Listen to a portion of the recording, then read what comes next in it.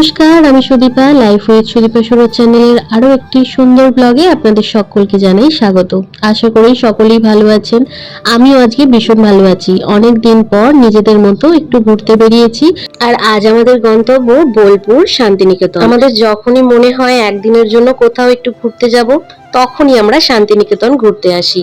আমাদের বাড়ি থেকে শান্তিনিকেতনের দূরত্ব ওই 128 কিলোমিটার, সময় লাগে 3 ঘন্টা মতো। তার মধ্যে আবার একটু এত তো দাঁড়াতেই হয় রাস্তায়, তাই একটু লেট হয়ে যায়। আর এখন আমরা এসে পৌঁছেছি আমাদের গন্তব্যের একমাত্র টোল প্লাজা, সেটা হচ্ছে পালসিট। এখানে এসে কিছুক্ষণ আমাদের একটুখানি অসুবিধায় পড়তে হয়েছিল, কারণ আমাদের আগে যে দুটো গাড়ি দাঁড়িয়েছিল তার একটা গাড়িতে একটু সমস্যার কারণে বেশ অনেকক্ষণ সময় আমরা এখানেই দাঁড়িয়েছিলাম। চলুন এবার আগে এগোনো যাক। অনেকটা সময় এখানে ওয়েস্ট হলো, এমনি বাড়ি থেকে অনেকটা লেট করে বেরিয়েছি। এখন এখানে প্রায় 11:30 বেজে গেছে। এখন রয়েছি আমরা শক্তিগড় বর্ধমান। আজকে সকালবেলা যখন বাড়ি থেকে বেরিয়েছিলাম তখন কিছুই খেয়ে দিয়ে বেরোনো হয়নি, মামামকে খাইয়ে আর আমার আর কিছু খাওয়া হয়নি, তাই একটু শক্তিগড়ে দাঁড়ালাম। এখান থেকে আর ওই 1 ঘন্টা 40 মিনিট লাগবে বোলপুর পর্যন্ত যেতে। চলুন একটু টি ব্রেক নিয়ে নিই। এই বাইরে বেরোলে চা দেখলে চা খেতে আমার ভীষণ ইচ্ছা করে, তাই জন্য 1 কাপ চা সঙ্গে 2 প্লেট পুরিও নিয়েছি। অনেকটাই বেলা হয়ে গেছে, খুব একটা পেট ভরেও খেতে চাইছি না, তাই 2 প্লেট পুরি নিলাম। আমরা 3 জনে মিলে এটাকে শেয়ার করে খেয়ে নেবো। চলুন আবারও আমরা আমাদের গন্তব্যের দিকে চলতে শুরু করেছি। শক্তিগড়ে দাঁড়িয়ে বেশিক্ষণ সময় নিইনি, ওই যতক্ষণ খেতে সময় লেগেছে। আর এখন দুর্গাপুর হাইওয়ে থেকে নেমে পড়েছি, আর এখন বাইপাসের রাস্তাটা ধরে ঢুকে পড়েছি বর্ধমান সিটিতে। আর সেখান থেকেই 108 শিব মন্দির যাওয়ার যে রাস্তাটা, সেই রাস্তাটা ধরেই সোজা আমরা এখন চলে যাব বোলপুরের দিকে।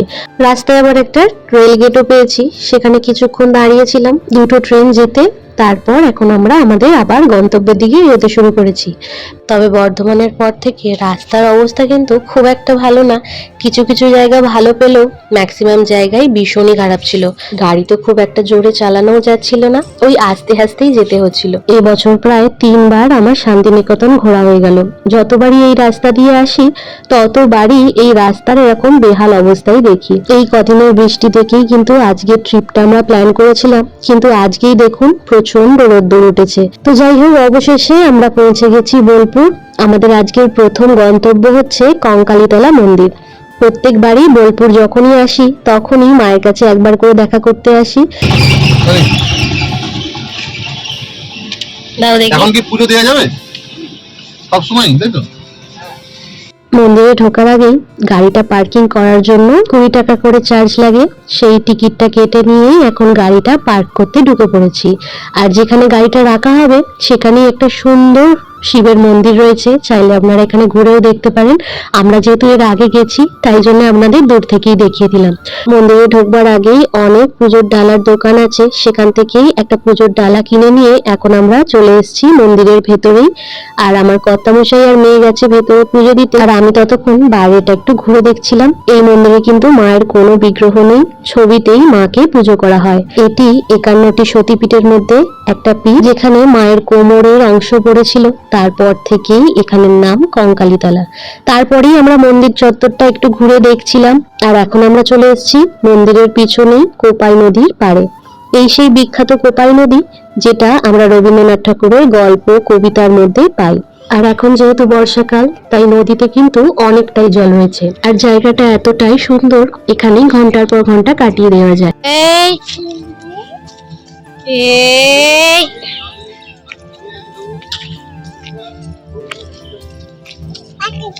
আসবো। কোপাই নদীর পাড় ধরে আমরা মন্দিরের একদম পিছনে চলে এসেছি। আর এখানে রয়েছে এই মন্দিরে যে সকল সাধকেরা সাধনা করতে এসে এখানেই দেহ রাখেন, তাদের সমাধিস্থল। আজ আমরা শান্তিনিকেতনে আরো কিছু সাইট সিন ঘুরে দেখবো ভেবেছি, তাই কঙ্কালীতলা থেকে বেরিয়েই সোজা চলে এসেছি শ্রী শ্রী ভক্তি বেদানন্দ আশ্রম, যেখানে তৈরি হয়েছে ঠিক কেদারনাথ মন্দিরের আদলে একটা সুন্দর শিব মন্দির। এখন যেহেতু দুপুর ওই 3:30 মতো বাজে, তাই প্রথমে মন্দিরটা বাইরে থেকে দেখে ভেবেছিলাম মন্দির এখন বন্ধ আছে, তাই ঘুরে চলে যাচ্ছিলাম। তারপর রাস্তার ধারের একজনকে জিজ্ঞাসা করে জানতে পারলাম মন্দির খোলা আছে, তবে বাইরে থেকে দরজাটা বন্ধ।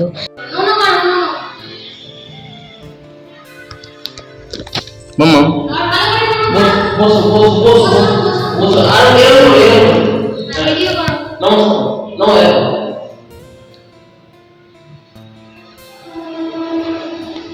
আজকে তো বাইরে প্রচন্ড গরম পড়েছিল, তবে মন্দিরের ভেতরে ঢুকে মনে হচ্ছিল এখান থেকে আর উঠবো না, এখানেই বসে থাকি।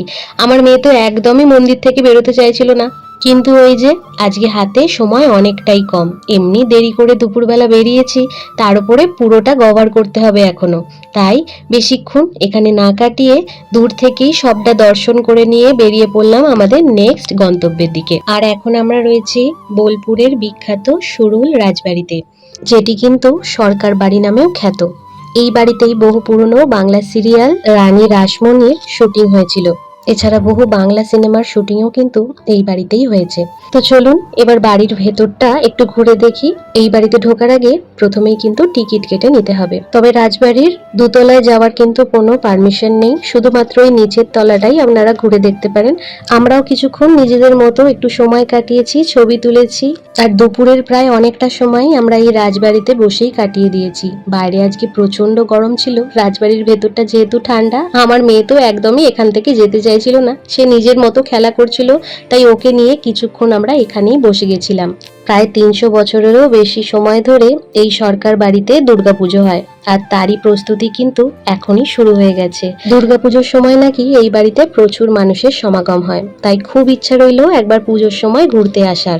রাজবাড়ি থেকে বেরিয়েই আমাদের খুব জোরে খিদে পেয়ে গেছিল, তাই জন্যে আমরা ওখান থেকে বেরিয়েই একটা হোটেল কিংবা রেস্টুরেন্ট খুঁজছিলাম, কিন্তু কিছুই খুঁজে না পেয়ে অগত্যা আমরা শিজুলি শিল্পগ্রামের দিকেই গেছিলাম। কিন্তু 4:45 বেজে যাওয়ায় আমাদের সেই জায়গায় ঢুকতে দেওয়া হয়নি, তাই অগত্যা এখন আমরা যাচ্ছি সোনাঝুরির হাটের দিকে। এখন আমরা যে রাস্তা দিয়ে যাচ্ছি সেটাই হচ্ছে বিশ্বভারতী ক্যাম্পাস।